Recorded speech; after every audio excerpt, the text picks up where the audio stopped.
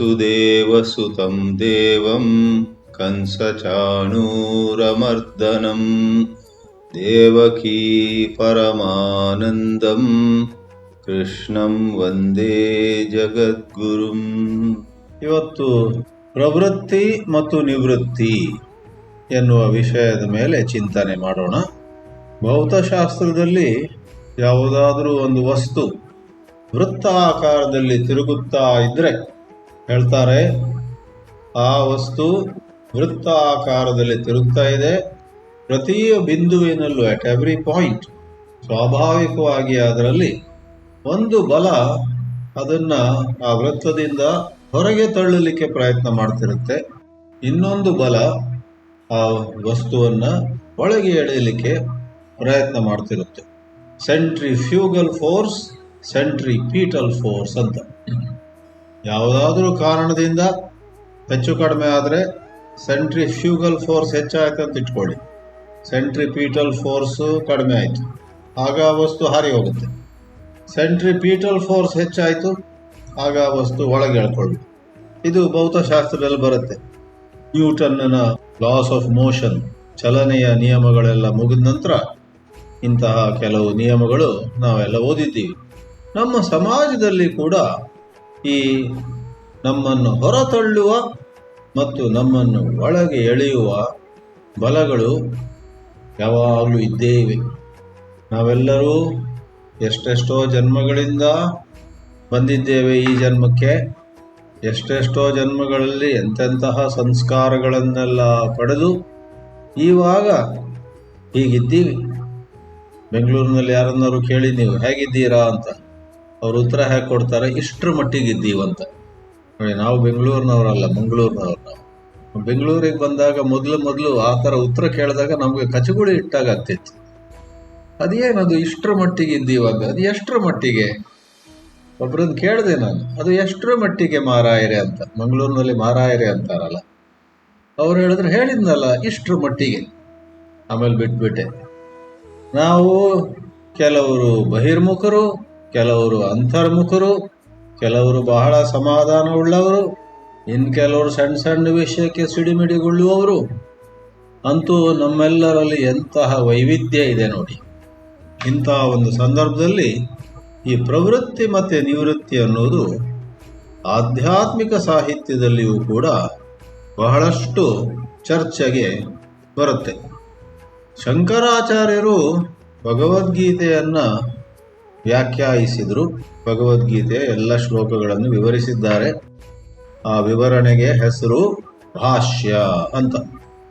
ಆ ಭಾಷ್ಯದಲ್ಲಿ ಶ್ಲೋಕಗಳನ್ನು ಎತ್ಕೊಳ್ಳುವ ಮೊದಲು ಒಂದು ಅವತರಣಿಕೆ ಅಥವಾ ಉಪೋದ್ಘಾತ ಅಂತಾರೆ.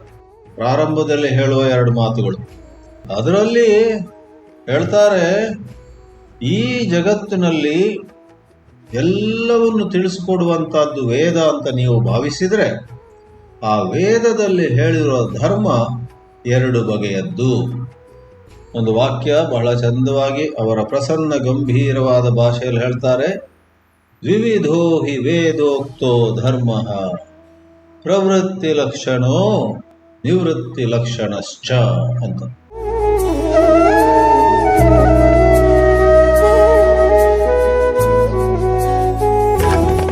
ವೇದದಲ್ಲಿ ಹೇಳಿರುವ ಧರ್ಮ 2 ಬಗೆಯದ್ದು, ಪ್ರವೃತ್ತಿ ಲಕ್ಷಣವಾದದ್ದು ಮತ್ತು ನಿವೃತ್ತಿ ಲಕ್ಷಣವಾದದ್ದು ಅಂತ.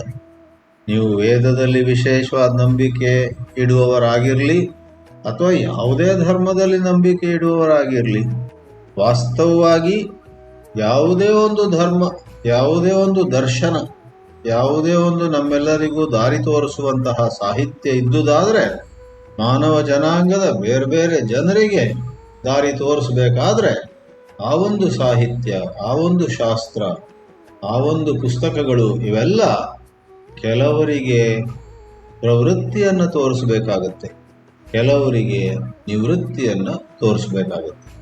ಪರಮಾತ್ಮ ಶ್ರೀಕೃಷ್ಣನೇ ಅರ್ಜುನನಿಗೆ ಆತ ಯುದ್ಧವನ್ನು ಬಿಟ್ಟು ಹೋಗ್ತೀನಿ, ಧ್ಯಾನ ಮಾಡ್ತೀನಿ, ಜಪ ಮಾಡ್ತೀನಿ, ಶಾಸ್ತ್ರಗಳ ಅಧ್ಯಯನ ಮಾಡ್ತೀನಿ, ಕಾಡಿನಲ್ಲಿ ವಾಸಿಸ್ತೀನಿ ಅಂತೆಲ್ಲ ಹೊರಟಾಗ ಅರ್ಜುನ ನಿವೃತ್ತಿಯನ್ನು ಬಯಸಿ ಅಲ್ಲಿಂದ ಹೊರಟೋಗ್ಬೇಕು ಅಂತ ಆಲೋಚನೆ ಮಾಡಿದಾಗ ಶ್ರೀಕೃಷ್ಣ ಬಿಡೋದಿಲ್ಲ. ಅದು ಮಾಡಬೇಡ, ಅದು ನಿನ್ನ ಸ್ವಧರ್ಮ ಅಲ್ಲ ಅಂತ ಹೇಳ್ತಾನೆ. ಹೇಳಿ ಅವನನ್ನ ನೀನು ಮಾಡತಕ್ಕದ್ದು ಕರ್ಮ. ಕರ್ಮ ಅನ್ನೋದು ಪ್ರವೃತ್ತಿಯಲ್ಲಿ ಬರುತ್ತೆ.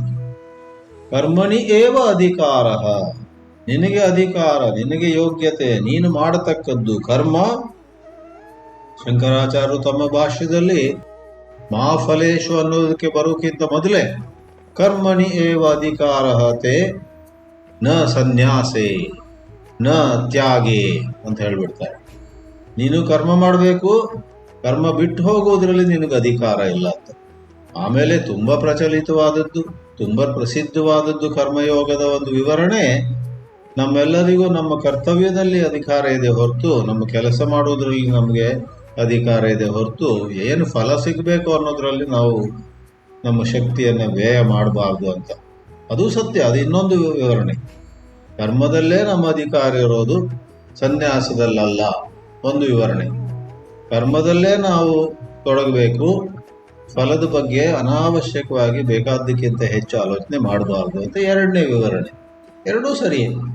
ಇವಾಗ ಈ ಶ್ರೀಕೃಷ್ಣ ಎಲ್ಲ ಅಧ್ಯಾಯಗಳಲ್ಲೂ ಬೇರೆ ಬೇರೆ ರೀತಿಯಲ್ಲಿ ಅರ್ಜುನನ್ನ ಸುಮ್ಮನೆ ಅವಸರವಾಗಿ ಹಿಂದೆ ಮುಂದೆ ನೋಡದೆ, ಬಲಕ್ಕೆ ಎಡಕ್ಕೆ ನೋಡದೆ, ಧುಮುಕಿ ಆತುರಪಟ್ಟು ಸನ್ಯಾಸ ಅಂತ ಹೋಗಬೇಡ ಅಂತ ಹೇಳಿ ಅವನನ್ನು ಹಿಡಿದು ಶ್ರೀಕೃಷ್ಣ ಅರ್ಜುನನನ್ನ ಕರ್ಮದಲ್ಲಿ ತೊಡಗಿಸ್ತಾನೆ.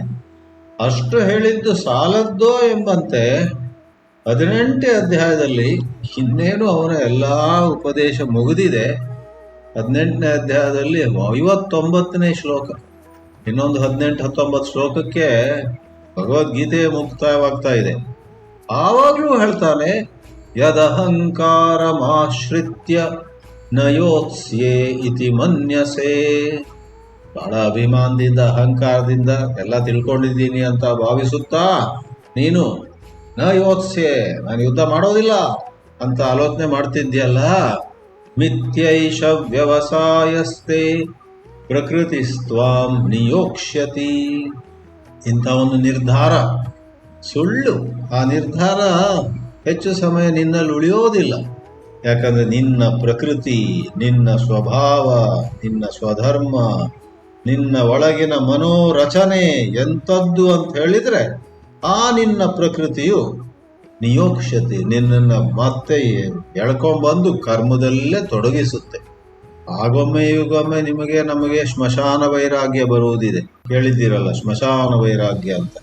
ಯಾರೋ ತೀರಿ ಹೋದ್ರು, ಅವ್ರ ಹೆಣ ಎತ್ಕೊಂಡು ಹೋದ್ರು, ಸ್ಮಶಾನದಲ್ಲಿ ಆ ಹೆಣದ ದಹನವಾಯಿತು. ಆಗ ನಾವು ಹೋಗ್ತೀವಿ, ತುಂಬಾ ಬೇಸರ ಆಗುತ್ತೆ, ಕಣ್ಣಲ್ಲಿ ನೀರು ಬರುತ್ತೆ. ಅಯ್ಯೋ, ಮೊನ್ನೆವರೆಗೆ ನಮ್ಮ ಜೊತೆ ಇದ್ರು, ಮೊನ್ನೆ ಅವ್ರ ಮನೆಗೆ ನಾನು ಹೋಗಿದ್ನಲ್ಲ, ಮೊನ್ನೆ ನಮ್ಮ ಮನೆಗೆ ಅವ್ರು ಬಂದಿದ್ರಲ್ಲ, ಅಯ್ಯೋ ಕಳೆದ ತಿಂಗಳು ನಾವು ಅವರು ಒಂದು ಯಾವುದೋ ಸಮಾರಂಭದಲ್ಲಿ ಒಟ್ಟಿಗೆ ಕೂತಿದ್ದೆವು ಅಂತೆಲ್ಲ ಜ್ಞಾಪಿಸ್ಕೊಳ್ತಾ ಛೇ ಛೇ ಛೇ ಛೇ ಅಂತ ಬೇಸರ ಆಗುತ್ತೆ. ಆಮೇಲೆ ಆ ದಿನ ನಮಗೆ ಏನು ಜೀವನವೋ, ಏನು ಬಯಸಿ ಏನು ಆಗ್ಬೇಕಾಗಿದೆ, ಏನಾದ್ರು ತಗೊಂಡು ಹೋಗ್ತೀವಾ, ಬರುವಾಗ ಏನಾದ್ರು ತಂದಿದ್ದೀವಾ ಅಂತೆಲ್ಲ ಆಲೋಚನೆ ಬಂದು ಒಂದು ಸ್ವಲ್ಪ ಕಾಲ ವೈರಾಗ್ಯ ಇರುತ್ತೆ. ಆಮೇಲೆ ಎಲ್ಲ ಹೊರಟೋಗುತ್ತೆ. ಆ ಥರ ಸ್ವಲ್ಪ ಕಾಲ ಮಾತ್ರ ಇದ್ದು ಆಮೇಲೆ ನೋಡ್ಲಿಕ್ಕೆ ಸಿಗೋದಿಲ್ಲ, ಕಣ್ಮರೆ ಆಗುವಂತಹ ವೈರಾಗ್ಯಕ್ಕೆ ಹೆಸರು ಸ್ಮಶಾನ ವೈರಾಗ್ಯ ಅಂತ. ಅರ್ಜುನನದ್ದು ಕೂಡ ಹೆಚ್ಚು ಕಡಿಮೆ ಸ್ಮಶಾನ ವೈರಾಗ್ಯವಾಗಿತ್ತು. ಆದ್ರಿಂದ ಆ ಶ್ಲೋಕ ಬಹಳ ಚೆನ್ನಾಗಿದೆ. ಮಿಥ್ಯೈಷ ವ್ಯವಸಾಯಸ್ತೆ ಪ್ರಕೃತಿಸ್ತ್ವಾಂ ನಿಯೋಕ್ಷ್ಯತಿ. ಮತ್ತೆ ಮುಂದಿನ ಶ್ಲೋಕದಲ್ಲಿ ಸ್ವಭಾವಜೇನ ಕೌಂತೇಯ ನಿಬದ್ಧ ಸ್ವೇನ ಕರ್ಮಣ ಕರ್ತುಂ ನೇಚ್ಛಸಿ ಯತ್ ಮೋಹಾತ್ ಕರಿಷ್ಯಸಿ ಅವಶೋಪಿ ತತ್. ನಿನ್ನ ಸ್ವಭಾವದಿಂದ ನೀನು ಬದ್ಧನಾಗಿದ್ದಿ, ಅದು ನಿನ್ನನ್ನು ಕಟ್ಟಿ ಹಾಕಿದೆ, ನಿನಗೆ ಗೊತ್ತಾಗ್ತಿಲ್ಲ ಅದೀಗ. ಕರ್ತುಂ ನ ಇಚ್ಛಸಿ, ಈ ಯುದ್ಧ ಮಾಡೋದಿಲ್ಲ, ನನ್ನ ಕರ್ತವ್ಯ ಮಾಡೋದಿಲ್ಲ, ಅಯ್ಯೋ ರಾಮ ಅಂತ ಹೊರಟಿದ್ಯಲ್ಲ, ಅದು ಮೋಹದಿಂದ ಈ ಒಂದು ಮನೋಭಾವ ನಿನಗೆ ಬಂದಿದೆ. ಕರಿಷ್ಯಸಿ, ನೀನು ಈ ಕೆಲಸ ಮಾಡಿಯೇ ಮಾಡ್ತಿ. ನಾನು ನಿನಗೆ ಹೋಗ್ಲಿಕ್ಕೆ ಅನುಮತಿ ಕೊಟ್ಟರು ಸುತ್ತಿ ಬಳಸಿ ನೀನು ಹಿಂದೆ ಬಂದು ಯುದ್ಧ ಮಾಡಿಯೇ ಮಾಡ್ತೀಯ. ನೋಡಿ ಎಂಥ ಮಾತು.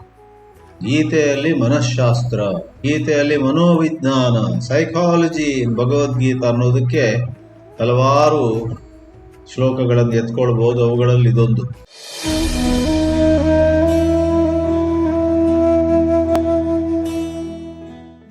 ಭಗವದ್ಗೀತೆಯಲ್ಲಿ ಶ್ರೀಕೃಷ್ಣ ಆಡುವ ಎಷ್ಟೋ ಮಾತುಗಳು ಮನುಷ್ಯರ ಮನಸ್ಸು ಹೇಗಿರುತ್ತೆ, ಈ ಕಾಲದಲ್ಲಿ ಹೇಗಿರುತ್ತೆ, ಆ ಕಾಲದಲ್ಲಿ ಹೇಗಿರುತ್ತೆ, ಯಾಕಂದ್ರೆ ಅದು ಬದಲಾಗ್ತಾ ಇರುತ್ತೆ, ಒಂದೇ ರೀತಿ ಇರೋದಿಲ್ಲ. ಆದ್ರಿಂದ ಈಗ ನಾವು ಮಾತಾಡುವಂಥ ವಿಷಯ ಪ್ರವೃತ್ತಿ ನಮ್ಮ ಧರ್ಮವಾಗಿರುತ್ತೆ ಎಷ್ಟೋ ಸಮಯದಲ್ಲಿ. ಆಮೇಲೆ ನಾವು ನಿಜವಾಗಿಯೂ ಒಳ್ಳೆಯ ರೀತಿಯಲ್ಲಿ ಧರ್ಮದ ಆಚರಣೆ ಮಾಡಿದರೆ ಒಳಗೊಂದು ಪಕ್ವತೆ ಬರುತ್ತೆ. ಒಳ್ಳೆಯ ಕರ್ಮ ಮಾಡಬೇಕು, ಒಳ್ಳೆಯ ಆಚಾರ ವಿಚಾರಗಳಿರಬೇಕು. ಎಷ್ಟೋ ಬಾರಿ ಮನಸ್ಸಿಗೆ ಬಂದದ್ದೆಲ್ಲ ಮಾಡ್ತಾ ಹೋದ್ರೆ 70, 80, 90, 95 ಆದರೂ ಕೂಡ ನಮಗೆ ವೈರಾಗ್ಯ ಬರೋದಿಲ್ಲ. ವಿ ಮಸ್ಟ್ ನಾಟ್ ಟೇಕ್ ವೈರಾಗ್ಯ ಫಾರ್ ಗ್ರಾಂಟೆಡ್. 60 ದಾಟಿದ ನಂತರ ವೈರಾಗ್ಯ ಬಂದೇ ಬರುತ್ತೆ ಅಂತ ಏನು ಗ್ಯಾರಂಟಿ ಇಲ್ಲ ಸ್ವಾಮಿ. 90, 95, 98, 100 ಮುಟ್ಟಿದಾಗಲೂ ಕೂಡ ನಿಮಗೆ ಒಂದ್ಸರಿ ಆ ಮಜ್ಜಿಗೆ ಹುಳಿ ತಿನ್ಬೇಕಲ್ಲ, ಎಷ್ಟು ದಿನ ಆಯ್ತು. ಒಂದ್ಸಾರಿ ಆ ಒಂದು ವಿದ್ಯಾರ್ಥಿ ಭವನಕ್ಕೆ ಹೋಗಿ ಮಸಾಲೆ ದೋಸೆ ತಿನ್ನೋಣ ಇತ್ಯಾದಿಯಾಗಿ ಆಸೆ ಬಂದೇ ಬರುತ್ತೆ. ಅದೆಲ್ಲ ಸ್ವಲ್ಪ ಹಿಂದೆ ಹೋಗ್ಬೇಕಾದ್ರೆ for them to take a back seat ನಾವೆಲ್ಲರೂ ಕೂಡ ಯಥಾಶಕ್ತಿ ಸಾಧನೆ ಮಾಡಬೇಕು, ಪರೋಪಕಾರ ಮಾಡಬೇಕು. ಒಂದು ನದಿಯ ಪ್ರವಾಹದ ವಿರುದ್ಧವಾಗಿ ಈಜಲು ನಾವು ಸಿದ್ಧರಾಗಬೇಕು. ಆವಾಗ ನಿವೃತ್ತಿ ಅನ್ನುವ ಒಂದು ಧರ್ಮಕ್ಕೆ ನಾವು ಸಿದ್ಧರಾಗ್ತೀವಿ, ತಯಾರಾಗ್ತೀವಿ. ಆದರೆ ಯಾವುದೋ ಒಂದು ಘಟ್ಟದಲ್ಲಿ, ಈಗ ಈ ಪ್ರವಚನ ಕೇಳುವವರಲ್ಲಿಯೂ ಕೆಲವರು 80 ದಾಟಿದವರು ಇದ್ದಾರೆ, ಕೆಲವರು 20, 30 ವಯಸ್ಸಿನಲ್ಲಿವರು ಇದ್ದಾರೆ. ಸಾಮಾನ್ಯವಾಗಿ ಆ ಸಣ್ಣ ವಯಸ್ಸಲ್ಲಿ 20, 30, 40 ಅಂಥ ವಯಸ್ಸಿನಲ್ಲಿ ಸಾಮಾನ್ಯವಾಗಿ ಪ್ರವೃತ್ತಿಯೇ ಸರಿ ಅವರಿಗೆ. ಅವರು ಓಡಿ ಹೋಗಬಾರ್ದು, ಎಲ್ಲೆಲ್ಲೋ ಹೋಗಬಾರ್ದು, ಅವರು ಅಷ್ಟು ಕೆಲಸ ಮಾಡಬೇಕು. ಆದರೆ ಈ ಕೆಲಸದಲ್ಲಿ ಕೂಡ 2 ಬಗೆ ಮಾಡ್ಲಿಕ್ಕೆ ಬರುತ್ತೆ. ಆದ್ರಿಂದ ಶಂಕರಾಚಾರ್ಯರು ತಮ್ಮ ಅವತರಣಿಕೆ ಅನ್ನುವಂತಹ ಭಾಷ್ಯದ ಭಾಗದಲ್ಲಿ ವೇದವು ನಿವೃತ್ತಿಯನ್ನು ಹೇಳುತ್ತೆ, ವೇದವು ಪ್ರವೃತ್ತಿಯನ್ನು ಹೇಳುತ್ತೆ ಅಂತ ಹೇಳಿದಾಗ ಯಾವ ಪ್ರವೃತ್ತಿಯನ್ನು ವೇದ ಹೇಳುತ್ತೆ? ಸಕಾಮ ಕರ್ಮವನ್ನು ಹೇಳುವುದಿಲ್ಲ. ಸಕಾಮ ಕರ್ಮ ಹೇಗೂ ನಮಗಿದ್ದೇ ಇದೆ. ನಾವು ದೊಡ್ಡವರಾಗಬೇಕು, ಶ್ರೀಮಂತರಾಗಬೇಕು, ಪ್ರಸಿದ್ಧರಾಗಬೇಕು, ನಮಗೆ ಜಗತ್ತಿನಲ್ಲಿ ಇರುವಂತಹ ಭೋಗಗಳೆಲ್ಲ, ಎಲ್ಲ ರೀತಿಯ ಎಂಜಾಯ್ಮೆಂಟ್ಸ್ ನಮಗೆ ಸಿಗ್ಬೇಕಂತ ಸ್ವಾಭಾವಿಕವಾಗಿ ನಮ್ಮಲ್ಲಿ ಬರುತ್ತೆ.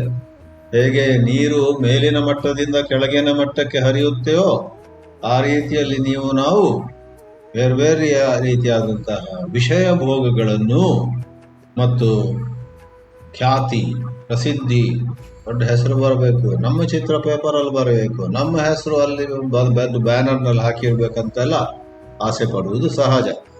ಅದರಿಂದ ಅದನ್ನು ಗೀತೆ ಹೇಳಬೇಕಾಗಿಲ್ಲ, ಯಾವ ಆಧ್ಯಾತ್ಮಿಕ ಸಾಹಿತ್ಯ ಹೇಳಬೇಕಾಗಿಲ್ಲ, ಅದೆಲ್ಲ ಇದ್ದೇ ಇದೆ. ಅದನ್ನ ಮೆತ್ತಗೆ ತ್ಯಜಿಸಿ ನಾವು ಎಲೆಯ ಹಿಂದಿರುವಂತಹ ಹೂವಿನಂತೆ ವನಸಮದಳೆನ್ನ ಜೀವನವು ವಿಕಸಿಸುವಂತೆ ಮನವನನುಗಳಿಸು ಗುರುವೇ ಹೇ ದೇವ ಅನ್ನುವಂಥ ರೀತಿ ಆಗಬೇಕಾದ್ರೆ ಆ ನಿಷ್ಕಾಮ ಕರ್ಮವನ್ನು ಗೀತೆ ಬೋಧಿಸುತ್ತೆ, ವೇದವು ಬೋಧಿಸುತ್ತೆ, ಎಲ್ಲ ಧರ್ಮಗ್ರಂಥಗಳು ಓದಿಸಬೇಕು ಅಥವಾ ತಿಳಿಸ್ಬೇಕು, ಬೋಧಿಸಬೇಕು. ಅಂದ್ರೆ ಏನರ್ಥ? ಪ್ರವೃತ್ತಿಯಲ್ಲಿ ಸಕಾಮ ಪ್ರವೃತ್ತಿ ಇದೆ, ಅದು ಶಾಸ್ತ್ರ ನಮಗೆ ತಿಳಿಸ್ಬೇಕಾಗಿಲ್ಲ. ಅಲ್ಲಿ ನಿಷ್ಕಾಮ ಪ್ರವೃತ್ತಿ ಇದೆ. ವಿನೋಬ ಭಾವೆಯವರು ಹೇಳ್ತಾರೆ, ಕರ್ಮಯೋಗ ಅಂದ್ರೆ ಒಂದು ಬಟ್ಟೆ ತೊಳೆದ ಹಾಗೆ. ಬಟ್ಟೆ ತೊಳೆಯುವಾಗ ನಿಮಗೆ ಬರೀ ನೀರಿದ್ರೆ ಸಾಲದು, ಬಟ್ಟೆಯ ಕಲೆಗಳೆಲ್ಲ ಹೋಗೋದಿಲ್ಲ. ಬರೇ ಸೋಪ್ ಇದ್ರೂ ಸಾಲದು, ಸಾಬೂನ್ ಇರಬೇಕು, ನೀರು ಇರಬೇಕು. ಆ ರೀತಿಯಲ್ಲಿ ಕರ್ಮಯೋಗ ಮಾಡಬೇಕಾದ್ರೆ ನಾವು ಪ್ರಾಮಾಣಿಕವಾಗಿ ನಮ್ಮ ಸ್ವಭಾವವೇನು, ನಮ್ಮಲ್ಲಿರೋ ಕುಶಲತೆಗಳೇನು, ನಮ್ಮಲ್ಲಿರೋ ಸಾಮರ್ಥ್ಯಗಳೇನು, ನಮ್ಮಲ್ಲಿರೋ ಟ್ಯಾಲೆಂಟ್, ಪ್ರತಿಭೆ ಏನು, ನಾವು ಸಮಾಜಕ್ಕೆ ಏನನ್ನ ಕೊಡಬಹುದು ಅಂತ ಗುರುತಿಸಿಕೊಂಡು ಈ ಕಾರ್ಯರಂಗದಲ್ಲಿ, ಈ ಒಂದು ಫೀಲ್ಡ್ ಆಫ್ ವರ್ಕ್ನಲ್ಲಿ I can contribute to the society. Society begins with our own family. ನಮ್ಮ ಕುಟುಂಬಕ್ಕೆ, ನನ್ನ ಅಣ್ಣ ತಮ್ಮಂದರಿಗೆ, ಅಕ್ಕ ತಂಗಿಯರಿಗೆ, ತಂದೆ ತಾಯಿಗಳಿಗೆ ನಾನು ಯಾವ ರೀತಿ ಒಂದು ಉಪಕಾರ ಮಾಡಬಹುದು, ಸೇವೆ ಸಲ್ಲಿಸಬಹುದಂತೆ ಗುರುತಿಸ್ಕೊಳ್ಳೋದು ನೀರಾದರೆ ಬರೇ ನೀರಿನಿಂದ ಕೆಲಸ ಆಗೋದಿಲ್ಲ. ಬಟ್ಟೆ ತೊಳಿಬೇಕಾದ್ರೆ ಸಾಬೂನು ಬೇಕು, ಸೋಪ್. ಆದ್ರಿಂದ ಆ ಸರಿಯಾದ ಸ್ವಧರ್ಮವನ್ನು ಗುರುತಿಸಿಕೊಂಡು ಆ ಒಂದು ಘಟ್ಟದಲ್ಲಿ, ಜೀವನದ ಆ ಒಂದು ಕ್ಷಣದಲ್ಲಿ ಯಾವ ರೀತಿ ನಮ್ಮ ವ್ಯಕ್ತಿತ್ವ ಇದೆಯೋ ಅದನ್ನ ಸರಿಯಾಗಿ ಅರಿತುಕೊಂಡು ಅದು ನೀರು ಬಂದಾಗಾಯ್ತು. ಆಮೇಲೆ ಸಾಬೂನೇನು, ತಕೊಂಡಂತ ಕೆಲಸವನ್ನ ಚೆನ್ನಾಗಿ ಮಾಡಬೇಕು. ದೊಡ್ಡ ದೊಡ್ಡ ಪ್ಲಾನ್ಸ್ ಮಾಡ್ಕೊಂಡಿರೋದು ಆಮೇಲೆ ಮಾಡೋದೆಲ್ಲ ಸ್ವಾರ್ಥಕ್ಕೋಸ್ಕರ ಅಂತ ಇಟ್ಕೊಳ್ಳಿ, ಆಗ ಕರ್ಮಯೋಗ ಆಗೋದಿಲ್ಲ. ಹೇಗೆ ಬಟ್ಟೆ ತೊಳೆಯಲಿಕ್ಕೆ, ಬಟ್ಟೆ ಒಗೆಯಲಿಕ್ಕೆ ನೀರು ಮತ್ತೆ ಸೋಪ್ ಎರಡೂ ಬೇಕೋ, ಹಾಗೆಯೇ ಸರಿಯಾದ ಕಾರ್ಯರಂಗ, ಅದರಲ್ಲಿ ಮನಸ್ಸಿಟ್ಟು ಸ್ವಾರ್ಥವನ್ನು ತ್ಯಜಿಸಿ ಸೇವೆಗೋಸ್ಕರ ಮಾಡುವುದು ಪ್ರವೃತ್ತಿ ಧರ್ಮ ಆಯಿತು. ಅದರಿಂದ ನಮ್ಮಲ್ಲಿ ಒಳಗೆ ವಿಕಸನ ಆಗುತ್ತೆ, ವಿಕಾಸವಾಗುತ್ತೆ. ಸ್ವಾರ್ಥಕ್ಕೆ ಗಾಂಧೀಜಿಯವರು ಆಸಕ್ತಿ ಅಂತ ಕರೆದರು. ಆಸಕ್ತಿ ಶಬ್ದವನ್ನು ಅವರು ಸ್ವಾರ್ಥಕ್ಕೆ ಉಪಯೋಗಿಸಿದರು. ಆದ್ದರಿಂದ ಭಗವದ್ಗೀತೆ ಮೇಲೆ ಗಾಂಧೀಜಿ ಬರೆದಂತಹ ವ್ಯಾಖ್ಯಾನಕ್ಕೆ ಹೆಸರು ಅನಾಸಕ್ತಿ ಯೋಗ. ಸ್ವಾರ್ಥ ಇಲ್ಲದಂತಹ ನಮ್ಮ ಕರ್ತವ್ಯಗಳನ್ನು ಮಾಡುವ ರೀತಿ. Do your duty without emphasising or focusing on what you get. ಜನರಿಗೆ ಒಳ್ಳೆಯದಾಗಲಿ, ಜನರಿಗೆ ಹಿತವಾಗಲಿ ಅಂತ. ಈ ರೀತಿಯಲ್ಲಿ ನಿಷ್ಕಾಮ ಕರ್ಮ ಆ ಬಗೆಯ ಒಂದು ಪ್ರವೃತ್ತಿಯನ್ನು ಮಾಡುತ್ತಾ ಮಾಡುತ್ತಾ ಒಂದು ವಿಕಾಸದಲ್ಲಿ ಎತ್ತರದ ಒಂದು ಹಂತ ಬರುತ್ತೆ, A high point in evolution. ಆವಾಗ ಯಾರು ಹಿಂದೊಮ್ಮೆ ನನಗೆ ಅಲ್ಲಿ ಹೊಗಳಲಿಲ್ಲ, ನನ್ನ ಹೆಸರು ಅವರು ಮರೆತು ಬಿಟ್ರು, ನನ್ನ ಚಿತ್ರ ಬರಲಿಲ್ಲ, ನನಗೇನು ಕೊಟ್ರು, ಅಯ್ಯೋ ಇದು ಅನ್ಯಾಯ ಆಯ್ತು ನನಗೆ ಅಂತ ಎದೆ ಬಡ್ಕೊಳ್ತಿದ್ವೋ, ಅದೇ ನಾವು ಈ ಒಂದು ವಿಕಾಸದ ಮೇಲಿನ ಘಟ್ಟಕ್ಕೆ ಬಂದಾಗ ಸ್ವಾಭಾವಿಕವಾಗಿಯೇ ನನಗೇನು ಹೆಸರು ಬೇಡ, ಇದರಲ್ಲಿ ಒಳ್ಳೆ ಕೆಲಸ ಆಗಲಿ, ಏನು ಸರಿಯಾಗಿ ಉಪಯೋಗಿಸಿಯಪ್ಪ ಈ ನನ್ನ ಕೊಡುಗೆಯನ್ನ, ಅಥವಾ ಈ ನಾನು ಮಾಡ್ತಿರೋ ಕೆಲಸದಿಂದ 4 ಜನರಿಗೆ ಒಳ್ಳೇದಾಗಲಿ, ನನಗೆ ಹೆಸರು ಬೇಡ, ನನಗೆ ವಿಷಯ ಭೋಗ ಬೇಡ ಅನ್ನುವುದಾಗಿ ನಾವು ನಿವೃತ್ತಿ ಕಡೆ ಹೋಗ್ತೀವಿ. ಎಲ್ಲಿವರೆಗೆ ಕೆಲಸಗಳನ್ನು ಮಾಡ್ತೀವಿ, ಮತ್ತೆ ಶಾಸ್ತ್ರೀಯ ಭಾಷೆಯಲ್ಲಿ ಹೇಳುವುದಿದ್ರೆ ಎಲ್ಲಿಯವರೆಗೆ ನಮಗೆ ನಾನೊಬ್ಬ ಮಾಡುವವನು, ಕರ್ತ, ಅಹಂ ಕರ್ತ, ಕರ್ತೃಭಾವ ಇರುತ್ತೋ ಅದು ಪ್ರವೃತ್ತಿ. ಯಾವಾಗ ಒಂದು ಇಣುಕು ನೋಟ, we get A glimpse of ಈ ನನ್ನಲ್ಲಿರುವಂತಹ ನಾನು ಮಾಡುವವನು, ನಾನು ಗೆದ್ದವನು, ನಾನು ಸೋತವನು ಅಂತೆಲ್ಲ ಕಲ್ಪನೆ ಇದೆಯಲ್ಲ, ಅದು ಸತ್ಯವಲ್ಲ.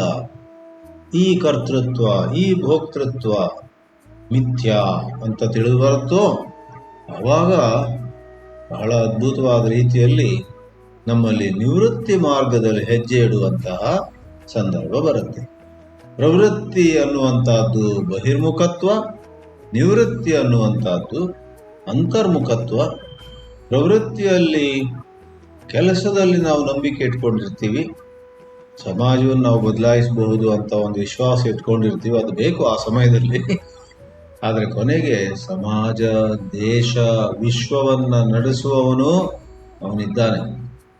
ರಮಣ ಮಹರ್ಷಿಗಳಿಗೆ ಜನರು ಹೋಗಿ ಕೇಳಿದ್ರು, 2ನೇ ಮಹಾಯುದ್ಧ ಎಲ್ಲ ಆಗ್ತಿತ್ತಲ್ಲ, ಸೆಕೆಂಡ್ ವರ್ಲ್ಡ್ ವಾರ್, ಅದಕ್ಕೆ ಮೊದಲು ಕೂಡ ದೊಡ್ಡ ದೊಡ್ಡದೆಲ್ಲ ಭೀಕರವಾದ ಘಟನೆಗಳಾದಾಗ, ಸ್ವಾಮಿ ಏನಾಗ್ತಿದೆ, ನಿಮ್ಮ ಅಭಿಪ್ರಾಯ ಏನು, ನಾವೆಲ್ಲ ಏನ್ ಮಾಡ್ಬೇಕೀಗ ಅಂದಾಗ ಅವರು ಶಾಂತವಾಗಿ ಹೇಳ್ತಿದ್ರಂತೆ, ನೀವೆಲ್ಲ ಏನ್ ಮಾಡಬೇಕು, ಮಾಡ್ಲಿಕ್ಕೆ ಆದದ್ದು ಮಾಡಿ, ಬೇಡ ಅನ್ನೋದಿಲ್ಲ. ಆದ್ರೆ ಒಂದು ಮಾತ್ರ ಮರೆಯಬೇಡಿ, ಯಾರು ಈ ಜಗತ್ತನ್ನು ಸೃಷ್ಟಿಸಿದ್ದಾರೋ ಅವರೇ ಈ ಜಗತ್ತನ್ನ ನಡೆಸ್ತಿರೋದು. ಜಗತ್ತನ್ನ ನಡೆಸುವವನು ನಿದ್ದೆ ಮಾಡಕ್ಕೆ ಹೋಗಿಲ್ಲ.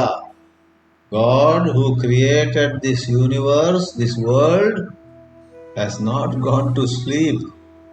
Please don't imagine. ಭಗವಂತ ಬಹುಶಃ ನಿದ್ದೆ ಮಾಡುತ್ತಿದ್ದಾರೆ ಅಂತ. ಕೆಲವೊಮ್ಮೆ ಹಿಂದೂ ಧರ್ಮವನ್ನು ಟೀಕೆ ಮಾಡ್ತಾ ಕೆಲವರು, ಬೇರೆ ಧರ್ಮದವರು ಸುಮ್ಮನೆ ಜವಾಬ್ದಾರಿ ಇಲ್ಲದೆ ಏನೇನೋ ಹೇಳ್ಬಿಡ್ತಾರೆ. ಒಮ್ಮೆ ನಾನೇ ಟ್ರೈನಲ್ಲಿ ಹೋಗ್ತಾ ಇದ್ದೆ, ಅಲ್ಲೊಬ್ಬ ಪ್ಯಾಂಟ್ ಶರ್ಟ್ ಎಲ್ಲ ಹಾಕೊಂಡು ಇದ್ದ. ಅವನು ಬೇರೆ ಒಂದು ಧರ್ಮಕ್ಕೆ ಸೇರಿದವನು. ಅವನಲ್ಲಿ ಕೂತವರಿಗೆಲ್ಲ ಹೇಳೋಕೆ ಶುರು ಮಾಡಿದ, ನಿಮ್ಮ ಧರ್ಮದಲ್ಲಿ ವಿಷ್ಣು ಮಲ್ಕೊಂಡಿರ್ತಾನೆ ನೋಡಿ. ನಮ್ಮ ಧರ್ಮದಲ್ಲಿ ಒಂದು ಹೇಳಿಕೆ ಇದೆ, ನಮ್ಮ ಧರ್ಮ ಗ್ರಂಥದಲ್ಲಿ ಒಂದು ಕ್ಷಣವೂ ಕೂಡ ಆ ದೇವರು ಕಣ್ಣು ಮುಚ್ಚುವುದಿಲ್ಲ, ಎಲ್ಲ ನೋಡ್ತಿರ್ತಾನೆ ಅಂತ. ನಿಮ್ಮ ದೇವರು ನಿದ್ದೆ ಮಾಡ್ತಾ ಇರ್ತಾನೆ ವಿಷ್ಣು, ಶಾಂತಾಕಾರಂ ಭುಜಗ ಶಯನಂ. ಅವನಿಗೆ ಯಾರು ಹೇಳೋದು? ಆ ಪ್ರಕಾರ ನಿಮ್ಮ ಧರ್ಮ ಸರಿ ಅಲ್ಲ, ನಮ್ಮ ಧರ್ಮ ಸರಿ, ಧರ್ಮಾಂತರಗೊಳ್ಳುವುದು ಒಳ್ಳೆಯದು ಅಂತೆಲ್ಲ ಒಂದು ಅಪಪ್ರಚಾರ ಹಿಂದೂ ಧರ್ಮದ ಬಗ್ಗೆ ಮಾಡ್ತಾ ಇದ್ದ ಆ ಮನುಷ್ಯ. ತಪ್ಪು. ಅವನ ಹುರುಪು, ಅವನ ಎನರ್ಜಿ ಎಲ್ಲ ನೋಡಿ ನಾನು ಸುಮ್ಮನಿದ್ದೆ. ಅವನಿಗೆ ಬುದ್ಧಿ ಹೇಳುವವರು ಯಾರೋ ಬರ್ತಾರೆ, ಅದು ಸಹ ನಾನು ಆ ಒಂದು ಭಾವನೆಯಲ್ಲಿರಲಿಲ್ಲ. ವಾದ ಮಾಡೋಣ ಅಂತ ಟ್ರೈನ್ ಜರ್ನಿಯಲ್ಲಿ ಯಾಕೆ ಸುಮ್ಮನೆ ವಾದ ಕೇಳ್ತಾ ಇದ್ದೆ, ಇರಲಿ ಹೀಗೆಲ್ಲ ಮಾಡ್ತಾರೆ ಇವರು ಅಂತ. ಆ ಶೇಷ ಶಯನ ಮಹಾವಿಷ್ಣುವಿನ ಸ್ಥಿತಿ, ಅದು ನಿದ್ರೆ ಮಾಡುವ ಹಾಗೆ ತೋರಿದ್ರೂ ಕೂಡ ಅದು ಯೋಗ ನಿದ್ರೆ. ಅದರಲ್ಲಿ ಅವನು ಒಂದು ಕ್ಷಣವೂ ಕೂಡ ವಾಸ್ತವವಾಗಿ ನಿದ್ರೆಗೆ ಹೋಗಿರೋದಿಲ್ಲ, ಅವೆಲ್ಲವನ್ನು ತಿಳ್ಕೊಂಡಿರ್ತಾನೆ. ಕಠೋಪನಿಷತ್ತಲ್ಲೊಂದು ಮಾತಿದೆ, ಯ ಏಷ ಸುಪ್ತೇಶು ಜಾಗರ್ತಿ. ಎಲ್ಲರೂ ನಿದ್ದೆ ಮಾಡಿರುವಾಗ ಇವನು ಎದ್ದಿರ್ತಾನೆ. ಯ ಏಷ ಜಾಗರ್ತಿ, ಅವನು ಎದ್ದಿರ್ತಾನೆ. ಸುಪ್ತೇಶು ಅನ್ಯೇಷು ಸುಪ್ತೇಶು, ಇತರರೆಲ್ಲ ನಿದ್ದೆ ಮಾಡಿದ್ದಾರೆ.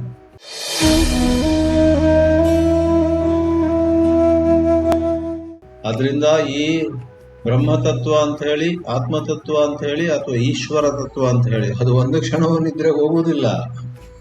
ಆದರೆ ಸನಾತನ ಧರ್ಮದ ಎಷ್ಟೋ ರೀತಿಯ ಸಿಂಬಾಲಿಸಮ್, ಬೇರೆ ಬೇರೆ ಸಂಕೇತಗಳು, ದೇವರ ಲೀಲೆಗಳನ್ನೆಲ್ಲ ಅರ್ಥ ಮಾಡಬೇಕಾದ್ರೆ ಸರಿಯಾಗಿ ಅಧ್ಯಯನ ಮಾಡಬೇಕು.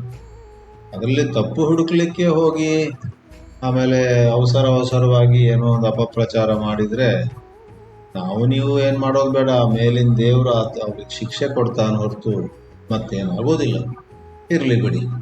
ಆ ಪ್ರಕಾರವಾಗಿ ನಿವೃತ್ತಿಯಲ್ಲಿ ಈ ಒಂದು ನನಗೆ ಹೆಸರು ಬರಬೇಕು, ನನಗೆ ವಿಷಯ ಭೋಗ ಸಿಗಬೇಕು ಇತ್ಯಾದಿ ಎಲ್ಲ ಹೊರಟೋಗುತ್ತೆ. ಆದ್ದರಿಂದ ನಿವೃತ್ತಿಯ ಬಗ್ಗೆ ಒಂದೆರಡು ಮಾತು ಹೇಳೋಣ. ನಿವೃತ್ತಿಯಲ್ಲಿ ಎಷ್ಟರ ಮಟ್ಟಿಗೆ ಅದು ಸ್ವಾಭಾವಿಕವಾಗಿ ಬರುತ್ತೋ, ಎಷ್ಟರ ಮಟ್ಟಿಗೆ ಅದು ಯಾವ ರೀತಿ ಪಲಾಯನವಾದ ಅಲ್ಲ. ಆ ಒಂದು ನಿವೃತ್ತಿ ಧರ್ಮಕ್ಕೆ ನಾವು ಕಾಲಿಟ್ಟಾಗ ನಮಗೆ ಚೆನ್ನಾಗಿ ಗೊತ್ತು. ಐಸ್ ಕ್ರೀಮ್ ತುಂಬ ರುಚಿಕರವಾಗಿರುತ್ತೆ, ಆ ಪದದಲ್ಲಿ ಬಹಳ ವಿಜೃಂಭಣೆ ಇರುತ್ತೆ, ಎಲ್ಲೆಲ್ಲ ಸುತ್ತಾಡಿ ಏನೇನೋ ಅನುಭವಗಳನ್ನೆಲ್ಲ ಹೊಂದುವಲ್ಲಿ. ಬ್ಯಾಂಕ್ ಅಕೌಂಟ್ನಲ್ಲಿ ತುಂಬ ಹಣ ಇದ್ದರೆ ಅದರಲ್ಲಿ ಏನು ಮೋಜು, ಏನು ಗಮ್ಮತ್ತು ಅದೆಲ್ಲ ನಮಗೆ ಗೊತ್ತಿರುತ್ತೆ.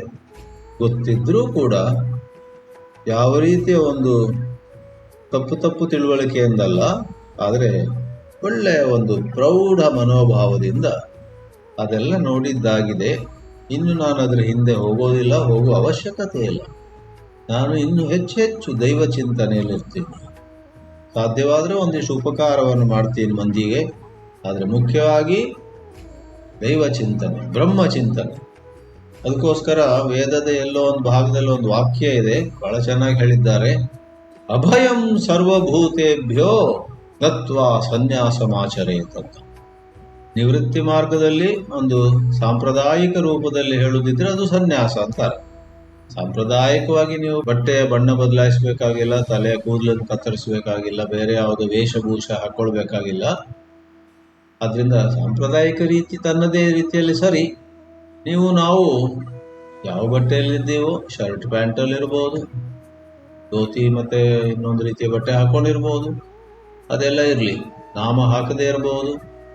ಆದರೆ ಒಳಗೆ ನಮ್ಮಲ್ಲಿ ಈ ಒಂದು ಪಂಕ್ತಿ ಹೇಳುವ ಹಾಗೆ ಅಭಯಂ ಸರ್ವಭೂತೇಭ್ಯೋ ದತ್ವ.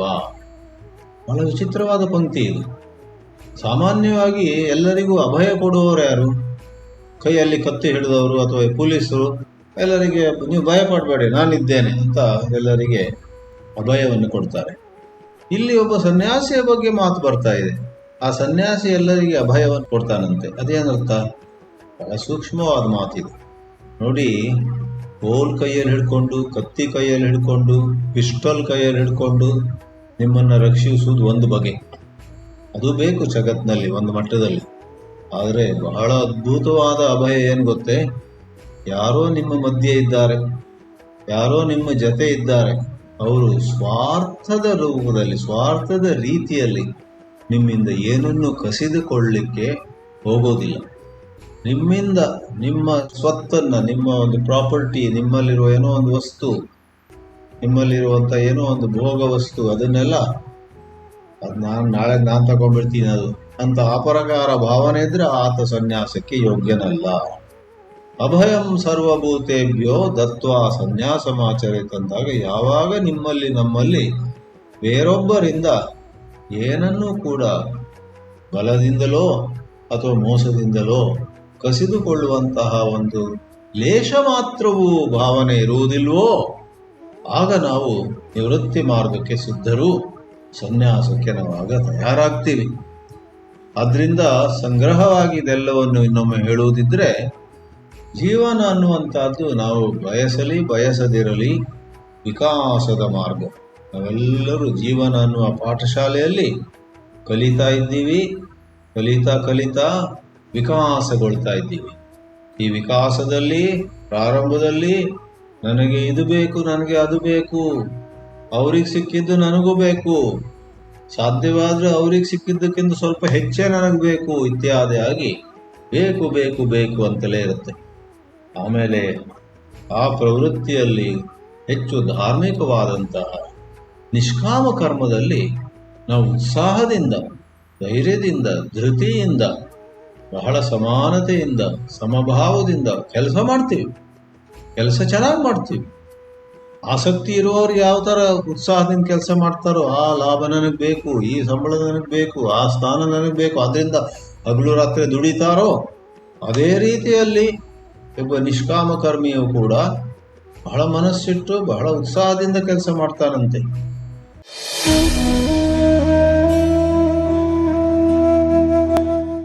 ಗೀತೆಯಲ್ಲಿ ಶ್ಲೋಕ ಇದೆ, ಸಕ್ತಾಹ ಕರ್ಮಣಿ ಅವಿದ್ವಾಂಸೋ ಯಥಾ ಕುರ್ವಂತಿ ಭಾರತ ಕುರ್ಯಾದ್ ವಿದ್ವಾನ್ ತಥಾ ಅಸಕ್ತಃ ಚಿಕೀರ್ಷುರ್ ಲೋಕ ಸಂಗ್ರಹಂ. ಸಕ್ತರು, those who are attached, are many times seen to be going around and very vigorously with great passion because they want to grab every penny, every rupee, every profit, every benefit, everything that they may get. I want it, of course I want it, I will put in another hour for that sake.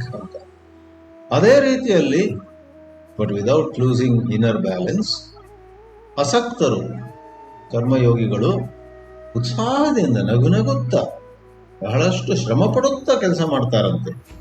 ಆದರೆ ಅವರ ಉದ್ದೇಶ ಒಂದೇ, ಲೋಕ ಸಂಗ್ರಹಂ ಚಿಕೀರ್ಷು, 10 ಜನರಿಗೆ ಉಪಯೋಗ ಆಗಲಿ, 10 ಜನರ ಸೇವೆ ಆಗಲಿ ಅಂತ. ಆ ರೀತಿಯಲ್ಲಿ ಸಕಾಮ ಕರ್ಮದಿಂದ ನಿಷ್ಕಾಮ ಕರ್ಮಕ್ಕೆ ಬಂದಾಗ ಅದೆರಡೂ ಸೇರಿ ಒಂದು ಪ್ರವೃತ್ತಿಯ ವಿಭಾಗ. ಮತ್ತಷ್ಟು ಮನಸ್ಸು ವಿಕಾಸಗೊಂಡಾಗ, ಮನವು ವಿಕಸಿಸಲಿ ಅಂತ DVG ಅವರು ಹೇಳುವ ಹಾಗೆ, ಮನಸ್ಸು ಮೊದಲಿಂದ ಮನವು ವಿಕಸಿಸಲಿ, ಜೀವನವು ವಿಕಸಿಸಲಿ ಅಂತಾರೆ. ಆ ಪ್ರಕಾರ ಅದು ವಿಕಾಸದ ಒಂದು ಪ್ರಶ್ನೆ. ಅದನ್ನು ನಾವು ಹೆಚ್ಚು ಫೋರ್ಸ್ ಮಾಡೋಂಗೂ ಇಲ್ಲ, ಅದು ಆಗಬೇಕು, ಅದು ಆಗುತ್ತೆ. ಅದು ಕೆಲವೊಮ್ಮೆ ನಾವು ಈಗ ಮಾಡುವ ಸಾಧನೆ ಇವಾಗಲೇ ಲಾಭ ಕೊಡೋದಿಲ್ಲ, ಫಲ ಕೊಡುವುದಿಲ್ಲ. ನಮ್ಗೆ ಭಾಳ ಬೇಸರ ಆಗುತ್ತೆ, ಏನು ಇಷ್ಟು ಜಪ ಮಾಡಿದೆ, ಇಷ್ಟು ಧ್ಯಾನ ಮಾಡಿದೆ, ಇಷ್ಟು ಉಪವಾಸ ಮಾಡಿದೆ, ಇಷ್ಟೆಲ್ಲ ಶಾಸ್ತ್ರ ಓದಿದೆ, ಇಷ್ಟೆಲ್ಲ ಕೆಲವು ಸರಿ ನಮಗೆ ಅನಿಸೋದಿದೆ.